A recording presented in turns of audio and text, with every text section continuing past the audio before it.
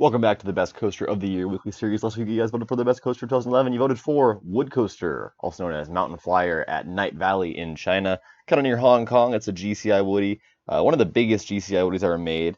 Um, so, of course, this is 2011. So it was pretty much the first like really large scale GCI had ever made, and it definitely looks like an amazing ride. It has so much terrain interaction, so much airtime, laterals, crazy stuff going on, tunnels. It's just a really beautiful looking ride all the way through. But that being said, the other rides that it beat are also pretty solid. All of them. I'd say you guys got the order pretty much right. I think in New Texas Giant and Star Discovery were pretty much tied. Those can go either way. Those are really very different rides. It really comes down to personal preference there, but um, pretty cool stuff. So yeah, New Texas Giant. One of the weaker RMCs for sure. I mean that a GCI beat it, and GCIs are usually worse than RMCs, but that is one of the worst RMCs. Everybody always says. It was the first RMC, so it would make sense. They're still figuring out. GCI had already figured it out. This is after this is their after 15 years they built wood coasters. So I mean that's pretty good. Starry Sky Ripper, definitely top three flying coaster in the world. Very intense looking elements. That vertical loop looks insane. That's the only vertical loop on a flying coaster aside from the Flying Dutchman's, but the only B&M flying coaster loop, and that looks really really cool. And Extreme Ruster is just one of those insane SNS air launch kind of things. Like it's actually a longer ride than like a Max Force or something. It's a pretty cool looking ride. Uh, Not much to the ride aside from the launch, I'd say. I mean, it's a nice and long ride, nice pacing, but elements are kind of wonky, kind of similar to all the SNS bullet coasters. But okay, so this week you're voting for one of these four coasters that opened in 2012 using the eye on the top right corner of the video. We've got Darling Dragon at Happy Valley Wuhan, the Gravity Group Dueling Woody.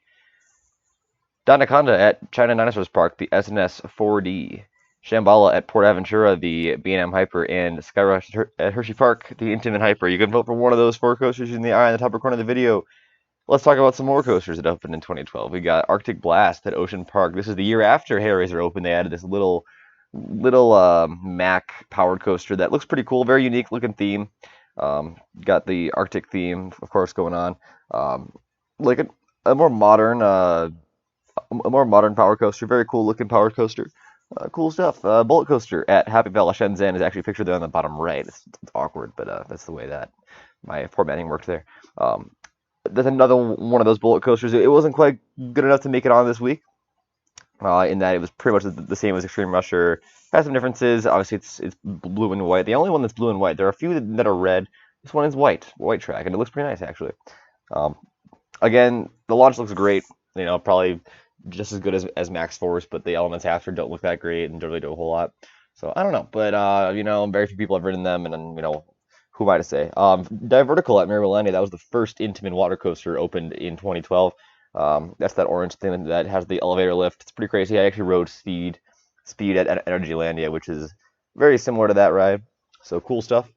Gekion Live Coaster it was the first spinning coaster to ever go upside down. As you can see, that nice zero-G roll right there. Very cool ride.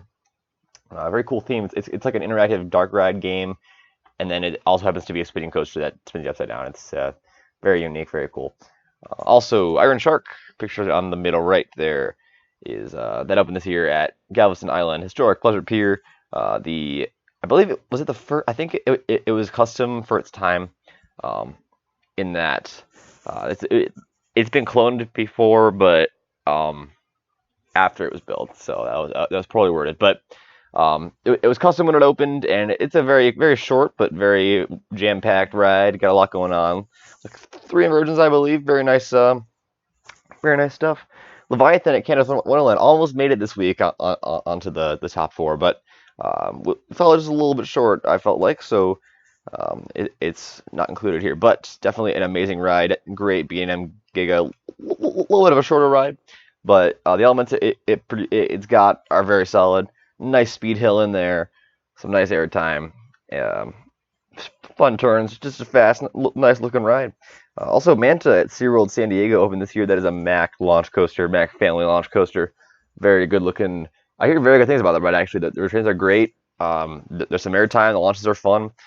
Looks like one of the best family coasters out there for sure. Also, Osiris at Park Asterix, another great family coaster. No, it isn't a family coaster, but I say that because it's one of the weaker looking inverts. The theme looks amazing, and like all that looks great. Like an even better theming job than Montu. Honestly, it's a very good looking ride. However, the actual ride experience, I hear the rolls just kind of don't do a whole lot. They're very graceful looking, which I mean, if you're into that, that's great. I'm more of a like a tear your head off kind of guy. I've said this before in many of my videos where I talk about what I want out of an old school B&M, and this is not really an old school B&M. It opened in 2012. Pretty sure is it the most recent B&M ever to open aside from Banshee and the one opening. Okay, I'm pretty stupid. And the one opening at Groenland. But yeah, that's one of the newest B&M inverts out there, and it's an all right ride. Definitely a pretty decent B&M invert. Moving on. We've got Superman Ultimate Flight at Six Flags Discovery Kingdom open this year. That was the first ever Premier Ride Skyrocket 2.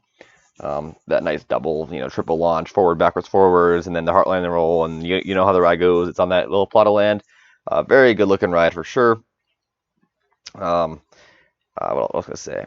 Yeah, that's been cloned many times since, and I'm glad that's being cloned. It's better than Boomerang. So also Surf Rider at Atala Happyland Park. Picture there on the middle right, because I dedicated all of my pictures to a coaster I'll talk about in a second. But yeah, that was the first 40-meter Intamin Surf Rider to open, and it's a pretty dang big half pipe coaster. Yeah, it's huge. I forget what the difference is between Surf Riders and half pipes. If somebody can correct me below. I feel like Surf Rider adds some kind of weird element, or it's like, or maybe the trains are different. I actually don't remember, but I know Surf Riders and half pipes are different, so that's interesting. Swarm at Thorn Park, the second ever, or well, part of the second ever, uh, like the second year of B&M Wing Coasters opened this year with Wild Eagle and X-Flight, and that was Swarm at Thorpe Park over near London. A little shorter than the other ones, I think. I mean, well, all the wings that opened in the first few years are pretty small. The big one was Gatekeeper. That was the first really big one. I actually don't remember much about Swarm's layout. I know it's got some near miss elements in there, and looks like a really solid B&M wing coaster. So that's cool. Verbolten at Busch Gardens of Williamsburg also opened this year. That, of course, is the what is it? A freaking why is it not? It's not who made Verbolten? It's not Mac. Gerstlauer. Wait, what? Who the hell made it? Zierer. Zierer. That took way too long. Holy crap. Yeah, that's like a really crazy indoor dark ride, also outdoor. Just weird. I don't know the ride. I haven't ridden it. It's themed to like some German car thing or something. I don't really know. But I hear it's a good ride. I hear it's got a drop track. Oh, spoilers. Um, and drop track's always good. It's like a mini drop tower in a roller coaster, so that adds bonus points to the ride for sure. Very cool ride for sure, and then an even cooler ride. Oh man, the volcano coaster at Jawa Timber Park 1. That's right. There is a Jawa Timber Park 2, but the best coaster had to go to the first one. So that of course is Volcano Coaster, not the Blast Coaster, not that one. This is the better one. This is the one where you actually go. I mean, of course you go into the volcano, but look at that. There are three different track types in one picture here, or like in two pictures, really. You've got the Vekoma in Vertigo, like the one and the one that used to be. I mean, I believe that would be in Vertigo at California's Great America with the yellow. So that's coming out of the volcano. You've also got Morgan Hyper Trains. I believe it's on Morgan Hyper Trains or some kind of Morgan train. That's also here on Volcano. The Volcano Coaster, sorry. And also you've got some kind of Pinfari knockoff. I forget who actually made this ride, but it's some knockoff Indonesian crazy nonsense ride. All that is in one coaster. It's in Indonesia. It's at the first Jawa Timber Park. Very insane. Moving on, we got Wild Eagle at the Hollywood. Is often called one of the worst B&M wing coasters. Very out and back, very forceless. I always hear. Has no near miss elements. It still looks like a great ride. Like it's a wing coaster. Wing coasters are cool. They might not be the most intense, but they're crowd pleasers and they're cool. Also, Woden Timber Coaster, Woden, however the hell you say it, at Europa Park. I don't know what to do with W's in German. I never did German. I did French, and I went to Poland. I don't know anything about Germany.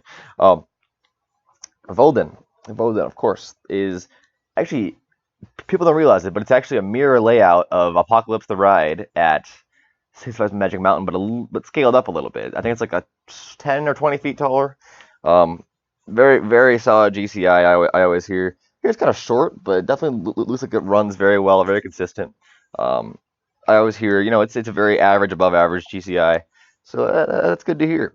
X-Flight at Six Flags Great America, the last coaster I'll be talking about for 2012, is a nice B&M wing coaster, pretty compact B&M wing coaster, contrary to that of the likes of Wild Eagle. Very compact, nice red, near miss elements, cool, actually well themed. Also, it's the last B&M coaster Six Flags ever bought. Fun fact. So cool stuff. Thanks for watching, guys. I'll see you later.